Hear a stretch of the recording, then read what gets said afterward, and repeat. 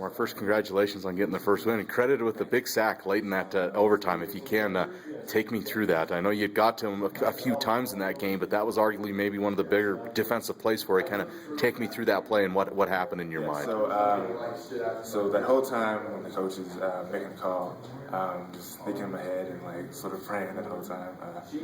Just like instead of saying that one scripture that I can do all things through Christ who gives strength to me, I said that we can do all things. Mm-hmm. So I wanted like everyone involved in this whole thing. So when I came around that corner, I saw Mike and he had the guy's leg. So that's when I was like, all right, he got him. Then he let him go. So I was like, oh God, it's time to go. So that's when I went and jumped to grab him and tried to shoot the ball too, but I just took it to the ground. And after that, we were just so happy. And just thankful for all my teammates for that whole thing. Right. It's a great feeling.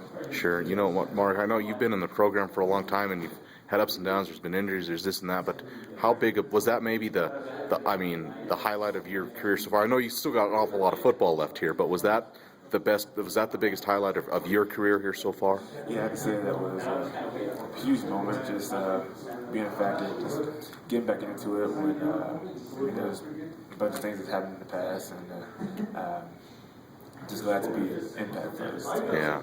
It's probably been, there's been some injuries, there's been some things there, so how's it feel to be able to help this team? Because like I said, of everything you've gone through with things, and maybe it wasn't easy to push through them, but to persevere and win a close game like that. I know that doesn't solve all the problems. There's a lot of football left, but how big was that for you moving forward? It was huge. Just like I said before, just getting back into everything after everything that's happened is such a blessing right now. Mm-hmm. I'm still happy that I can contribute and bring up the team in any way I can. So, right.